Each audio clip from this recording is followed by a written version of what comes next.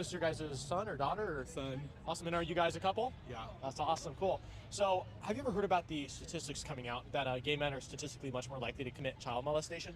No. You never heard about that before? Crazy. Yeah. No. Yeah. Don't you think it's weird that you guys have a child, but neither of you are a woman? No. You don't think that's weird? No. So you had a surrogate? You paid a woman $50,000 to be pregnant and build an emotional connection to a baby? Hey, don't take my mic, dude.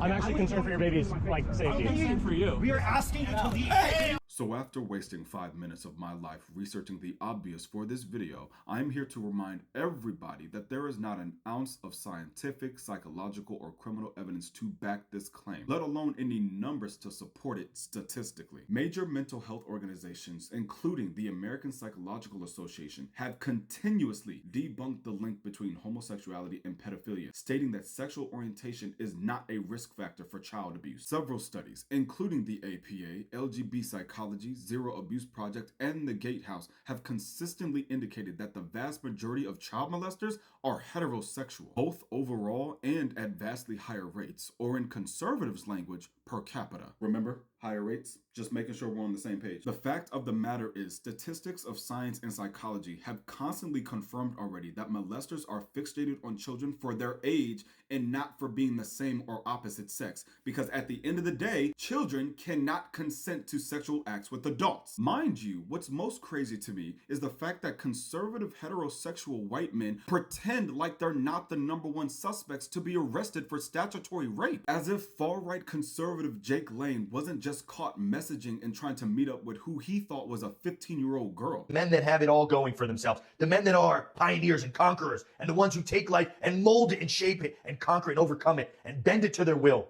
are always looking for a young woman to have children with. And in the way that our current birth replacement rate is, the fact that we're cuckolding and mass shaming a man who's looking at a perfectly grown, beautiful young woman. And while we're on the subject of conservative white men, Mr. Riley, I couldn't help but notice that you said you were concerned about the gay couple's baby, which I would assume that you are concerned for all children's safety. So imagine my surprise when I scroll through your page and I don't see you say jack shit about the Epstein files and how not a single arrest has been made yet for the amount of raping and eating children that was done on an island. But here you are with your conservative echo chamber trying to push that gay couple starting a family is somehow the bigger issue. And then we'll turn around and look at what? Only 2 or 3 disgusting cases of gay couples getting caught abusing their adopted child? And weaponize it to justify collective blame and call for collective punishment, while simultaneously saying nothing about the thousands of cases of heterosexual couples doing the exact same thing. This is literally the same as weaponizing the 4 cases of transgender people committing a mass shooting. This was truly evil as shit to do, especially saying that type of stuff in front of a goddamn baby. And I tagged every single one of y'all in that collab to make sure y'all know how disgusting you are.